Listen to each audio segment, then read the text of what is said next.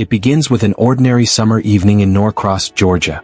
The kind where the air hangs heavy with humidity, where cicadas fill the twilight with their hum, and where 16-year-old Susana Morales walks a path she's traveled countless times before. A path she would never complete.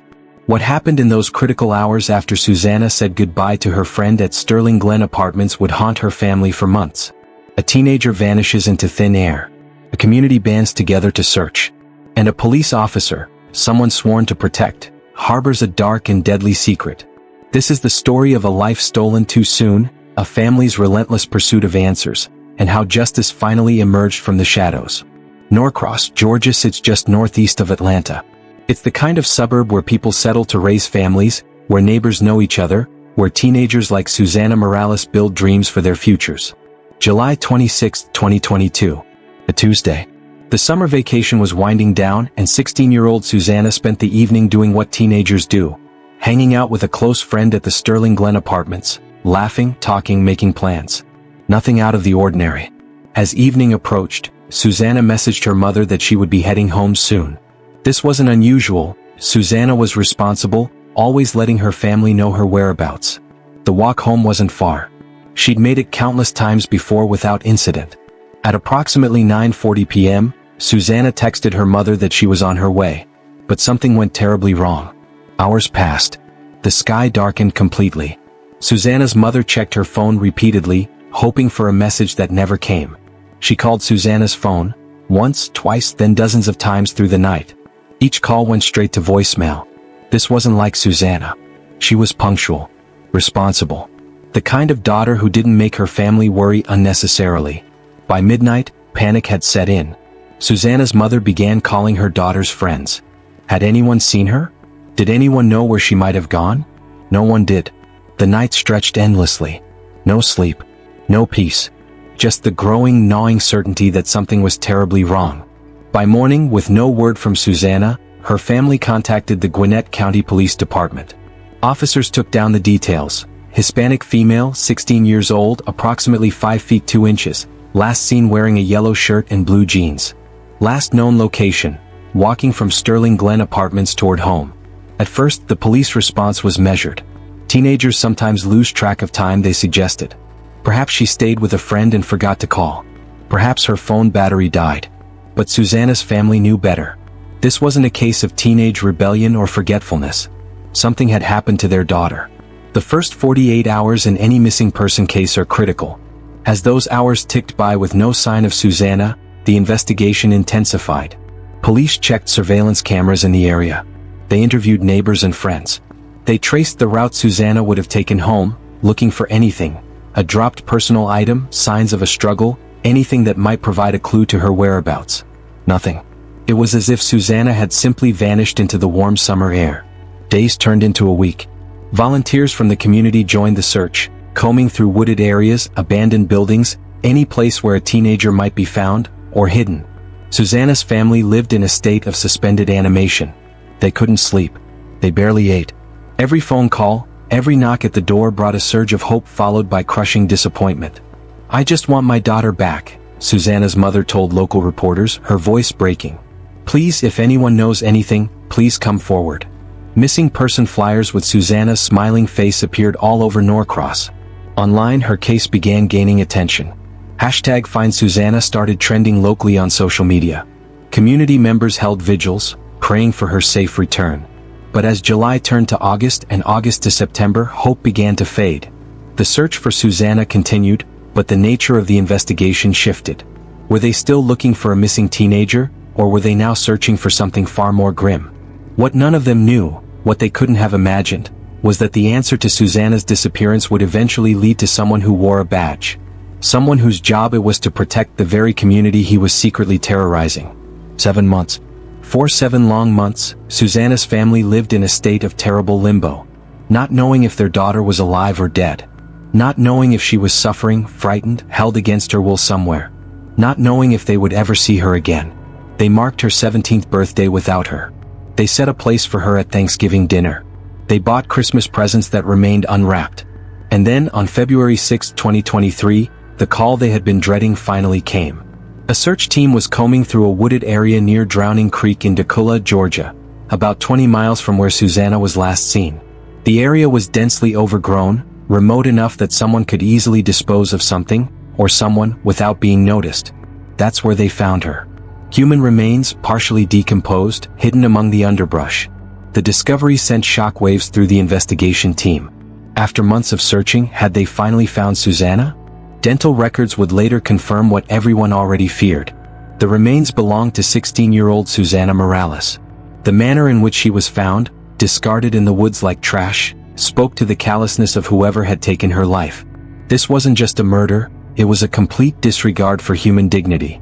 For Susana's family, the discovery brought a devastating end to their hope of finding her alive, but it also marked the beginning of a new chapter, the search for her killer.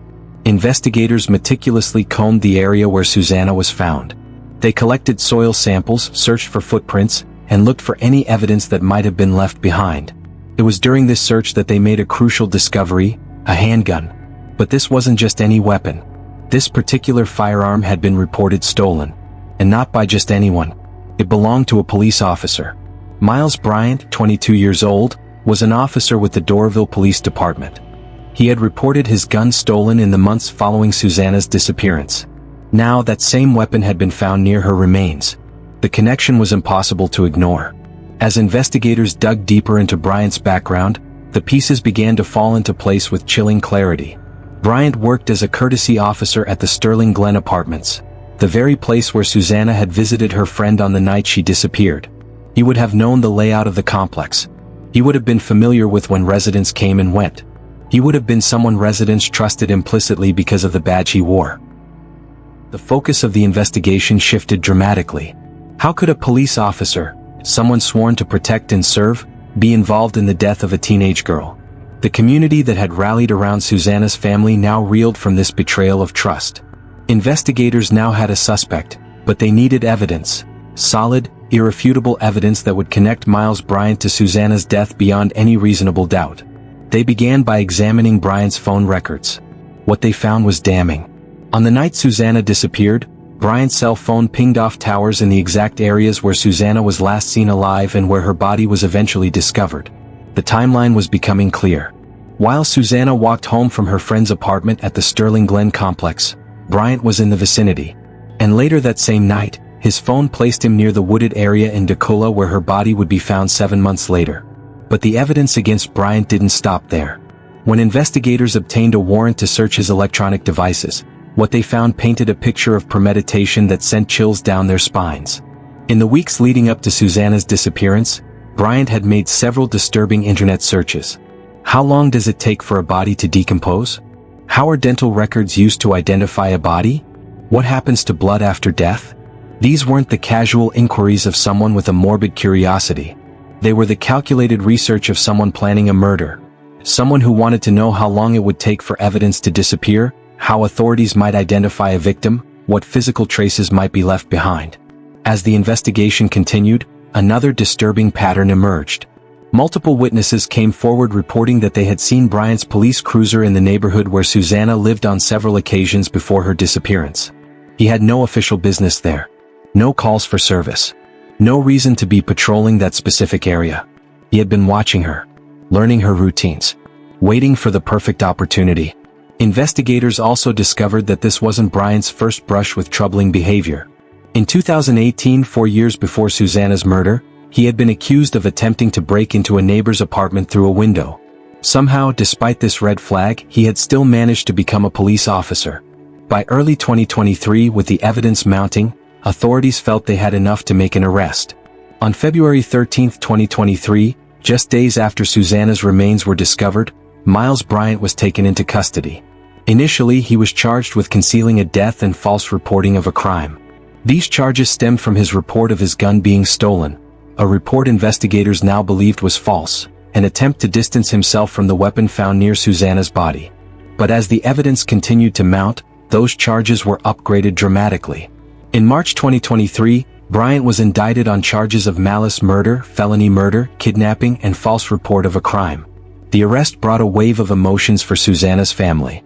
Relief that someone was being held accountable. Anger that the person responsible had been in a position of authority. And continued grief over the loss of their beloved daughter. For the community of Norcross, the revelation that a police officer was behind such a heinous crime shattered their sense of security. If you couldn't trust those sworn to protect you, who could you trust? As the case against Miles Bryant came together, one question remained painfully unanswered. Why? Why would a young police officer with his career ahead of him target a 16-year-old girl? What possible motive could drive such a senseless, brutal act? Investigators began to piece together what they believed happened on that July night in 2022. Bryant, working as a courtesy officer at Sterling Glen Apartments, would have been familiar with the comings and goings of residents. He may have noticed Susana visiting her friend there multiple times. Perhaps he had watched her before, learning her patterns, knowing she often walked home alone. On July 26th, as Susana left her friend's apartment around 9:40 p.m. and began the walk home, Bryant saw an opportunity. Using his position as a police officer, he may have approached her under the guise of authority, offering her a ride, perhaps, or stopping her for some fabricated reason. What happened next remains known only to Bryant himself, but the evidence suggests that whatever occurred, it happened quickly. Susana's last communication with her family was her text saying she was headed home. She never had a chance to call for help. Based on the evidence, prosecutors theorized that Bryant likely killed Susana shortly after abducting her, then transported her body to the remote wooded area in Dacula where she wouldn't be found for months. His internet searches suggested he had planned this, or at least contemplated such an act for some time. He knew bodies decompose. He knew about dental records being used for identification when other methods fail. He had thought about how to get away with murder. But as for a clear motive, power? A twisted desire for control? A predatory fixation on a young girl? The full truth may never be known. Bryant maintained his innocence throughout the investigation, offering no explanation, no confession, no insight into what drove him to cut short the life of a 16-year-old with her whole future ahead of her. By June 2024, nearly 2 years after Susana's disappearance, Miles Bryant faced a Gwinnett County courtroom. The former police officer, now 24, sat at the defense table in civilian clothes, the badge he once wore a distant memory. The prosecution laid out their case methodically, presenting piece after damning piece of evidence. The cell phone data placing Bryant in the vicinity where Susana was last seen and where her body was eventually found. The disturbing internet searches that indicated premeditation. The suspicious behavior after her disappearance, including the false report about his stolen gun. The testimony of witnesses who had seen Bryant's police cruiser in Susana's neighborhood prior to her disappearance, suggesting a pattern of stalking. Throughout the proceedings, Susana's family sat in the courtroom, shoulders heavy with grief but determined to see justice done for their daughter.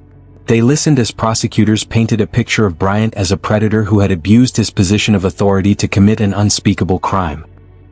Bryant's defense team tried to create reasonable doubt, suggesting the evidence was circumstantial, that the cell phone data wasn't precise enough to place him at the exact locations, that the internet searches could be explained away as morbid curiosity. But the cumulative weight of the evidence was overwhelming. After days of testimony and arguments, after the prosecution had laid bare the calculated nature of the crime, after the defense had made its final plea for reasonable doubt, the case went to the jury. The community held its breath. Would justice be served for Susana? Would her family finally have some measure of closure? The jury deliberated for less than a day before returning with their verdict. Guilty on all counts. Malice murder. Felony murder. Kidnapping. False report of a crime. The courtroom erupted in emotion. Susana's family embraced, tears flowing freely. Community members who had supported them throughout their ordeal nodded in grim satisfaction. Reporters scribbled notes furiously, capturing the moment when justice was finally delivered. Bryant showed little reaction as the verdict was read. The judge scheduled sentencing for the following week, and Bryant was led away in handcuffs, returning to the jail cell that had been his home since his arrest. At the sentencing hearing, Susana's family had the opportunity to address the court, and Bryant himself, through victim impact statements. "You took everything from us," Susana's mother said, her voice wavering but determined. She was only 16. She had her whole life ahead of her. Dreams, goals, a future. And you stole all of that from her and from us in a single night. When it was Bryant's turn to speak, he offered no apology, no explanation, maintaining his innocence despite the verdict. The judge was unmoved. Citing the heinous nature of the crime, the abuse of authority, and the complete lack of remorse, he sentenced Miles Bryant to life in prison without the possibility of parole. For Susana's family, the sentence brought some measure of justice, but nothing could fill the void left by their daughter's absence. No punishment, however severe, could bring back the bright-eyed teenager who had been the center of their world. In the wake of the trial, the community of Norcross struggled to heal from the wounds inflicted by Susana's murder and the shocking revelation that her killer had been a police officer. The Doraville Police Department, where Bryant had worked, came under intense scrutiny. How had someone capable of such a crime been hired as an officer? Had there been warning signs that were missed or ignored? The department launched an internal investigation, reviewing their hiring practices and psychological screening procedures. Bryant's previous incident, the attempted break-in at a neighbor's apartment in 2018, raised serious questions about how thoroughly potential officers were vetted. The fact that someone with this red flag in their background could go on to become a police officer, and then use that position to commit murder, was a systemic failure that demanded accountability. For law enforcement agencies across Georgia, Susana's case became a wake-up call. Police departments revisited their hiring protocols, enhanced their psychological evaluations, and implemented more rigorous background checks to ensure that individuals like Bryant would never again be given a badge and the authority that comes with it. The Sterling Glen Apartments, where Bryant had worked as a courtesy officer, also faced difficult questions. The complex had hired Bryant to provide security and peace of mind for residents. Instead, he had used his position there to target a vulnerable teenage girl. The management reviewed their procedures for hiring security personnel, implementing stricter oversight and more thorough background investigations. For the broader community, healing came slowly. Trust in law enforcement, already fragile in many communities, was further eroded by Bryant's betrayal. The knowledge that someone sworn to protect could be capable of such cruelty left a deep scar on the collective psyche of Norcross. But amidst the pain and disillusionment, there were also signs of resilience and remembrance. In the months following the trial, Susana's family established a foundation in her name, the Susana Morales Memorial Foundation, dedicated to supporting families of missing children and advocating for stricter background checks for law enforcement officers. Their grief was transformed into purpose, their loss into a legacy that might prevent other families from experiencing similar tragedies.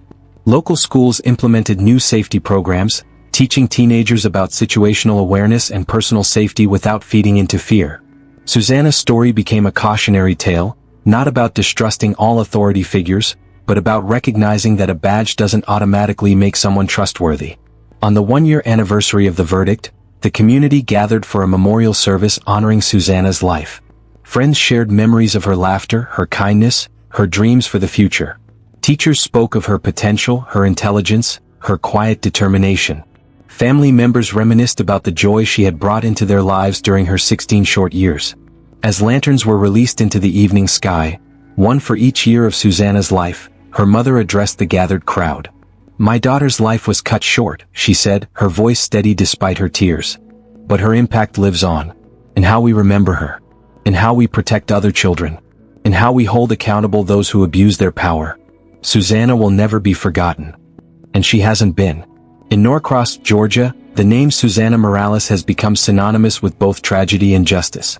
Her story serves as a reminder of the vulnerabilities that exist even in seemingly safe communities, of the importance of vigilance and accountability, and of the enduring strength of a family's love.